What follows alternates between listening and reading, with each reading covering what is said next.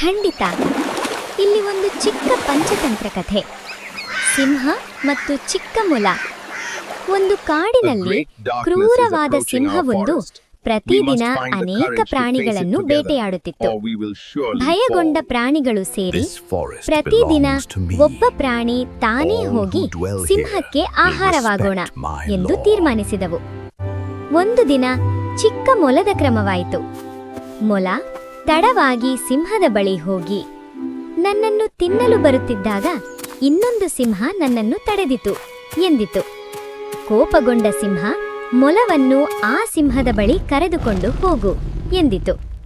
ಮೊಲ ಸಿಂಹವನ್ನು ಆಳವಾದ ಬಾವಿಯ ಬಳಿ ಕರೆದುಕೊಂಡು ಹೋಯಿತು. ಬಾವಿಯಲ್ಲಿ ತನ್ನ ಪ್ರತಿಬಿಂಬವನ್ನು ಕಂಡ ಸಿಂಹ ಇನ್ನೊಂದು ಸಿಂಹ ಎಂದು ಭಾವಿಸಿ ಹಾರಿ ಬಿದ್ದು ಸತ್ತಿತು. ಹೀಗೆ ಚಿಕ್ಕ ಮೊಲ ತನ್ನ ಬುದ್ಧಿಯಿಂದ ಎಲ್ಲ ಪ್ರಾಣಿಗಳನ್ನು ಉಳಿಸಿತು.